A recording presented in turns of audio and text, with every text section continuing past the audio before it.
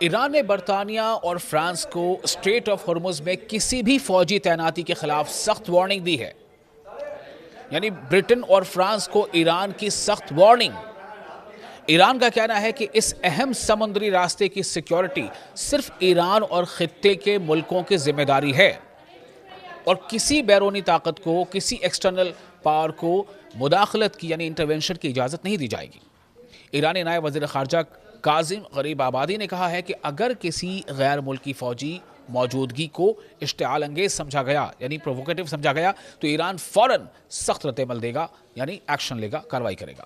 انہوں نے کہا کہ جنگ ہو یا امن، اسٹریٹ آف ہرمز کی سیکیورٹی صرف اسلامی جمہوریہ ایران کی ذمہ داری ہے اور ہم کسی دوسرے ملک کو اس معاملے میں مداخلت نہیں کرنے دیں گے یعنی انٹرونشن نہیں کرنے دیں گے.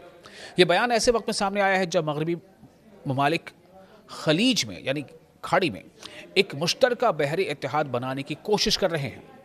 ایسی خبریں آ رہی ہیں کہ خلیج میں، کھاڑی میں جتنے بھی ویسٹرن کنٹریز ہیں وہ مل کر ایک متحدہ یعنی ایک جوائنٹ بحری اتحاد، نیول یونٹی بنانے کی کوشش کر رہے ہیں. برٹن نے اعلان کیا ہے کہ وہ اپنا جنگی بحری جہاز جس کا نام ہے HMS ڈریگن مشرق وسطیٰ یعنی مڈل ایسٹ بھیجے گا. برطانوی وزارت دفاع کے مطابق، برطانوی وزارت دفاع یعنی ڈیفنس منسٹری کے مطابق اس کا مقصد تجارتی جہازوں کی حفاظت اور مستقبل میں بارودی سرنگوں کو صاف کرنے جیسے آپریشنز کی تیاری ہے. برٹن اور فرانس کا کہنا ہے کہ وہ اسٹریٹ آف ہرمز میں جہاز رانی کے تحفظ کے لیے بین الاقوامی یعنی شپنگ کے لیے انٹرنیشنل بحری اتحاد یعنی انٹرنیشنل نیول یونٹی بنانا چاہتے ہیں. رپورٹس کے مطابق اس منصوبے پر لندن میں 44 سے زیادہ ملکوں کے فوجی ماہرین نے بات چیت کی جبکہ تقریباً 40 ملکوں نے اس کی حمایت ظاہر کی. تاہم ایران نے اس کوشش کو خطے میں مغربی فوجی اثر و رسوخ بڑھانے کی کوشش قرار دیا ہے. مغربی مطلب ویسٹرن. ایرانی حکام کا کہنا ہے کہ خلیج فارس یعنی پرشین گلف اور آبنائے ہرمز یعنی اسٹریٹ آف ہرمز کی سیکیورٹی صرف علاقائی ملکوں کے ہاتھ میں ہونی چاہیے. یعنی اس اسٹریٹ آف ہرمز کے آس پاس جتنے بھی ملک ہیں ان کے ہاتھ میں اس کی سیکیورٹی ہونی چاہیے، نہ کہ باہری اور دور سے آنے والے یا ویسٹرن دیشوں کے ہاتھوں میں. اور جن پر مشرق وسطیٰ میں عدم استحکام پیدا کرنے کے الزامات لگتے رہے ایسے ملک تو قطعی نہیں. بعد میں فرانسیسی صدر ایمانوئل میکرون نے کشیدگی کم کرنے کی کوشش کرتے ہوئے کہا کہ فرانس نے کبھی بھی اکیلے فوجی تعیناتی کا منصوبہ نہیں بنایا تھا بلکہ وہ ایران کے ساتھ مل کر سیکیورٹی فریم ورک کا حامی ہے.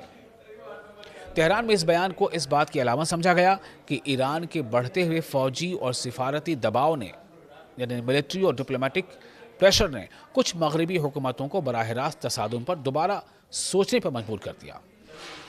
دوسری جانب ایرانی فوجی قیادت نے ان ملکوں کو بھی خبردار کیا ہے جو ایران کے خلاف امریکی پابندیوں کا ساتھ دے رہے ہیں. ایرانی فوج کے سینئر افسر محمد اکرمینیا نے کہا ہے کہ جو ملک یا جو بھی ممالک، جو بھی کنٹریز امریکہ کے ساتھ مل کر ایران پر پابندیاں لگائیں گے انہیں اسٹریٹ آف ہرمز سے گزرنے میں مشکلات کا سامنا کرنا پڑ سکتا ہے. انہوں نے سرکاری خبر ایجنسی ہے ارنا سے گفتگو کرتے ہوئے کہا ہے کہ جو ممالک، جو کنٹریز امریکہ کے ساتھ مل کر ایران پر پابندیاں لگائیں گے انہیں اسٹریٹ آف ہرمز عبور کرنے میں یقیناً مشکلات پیش آئیں گی. ایرانی حکام نے یہ بھی بتایا ہے کہ ایران نے آبنائے ہرمز میں یعنی اسٹریٹ آف ہرمز میں ایک نیا قانونی اور سیکورٹی نظام نافذ کر دیا ہے. اس نظام کے تحت اب ہر جہاز کو وہاں سے گزرنے سے پہلے ایرانی حکام سے رابطہ اور اجازت لینا ہوگی.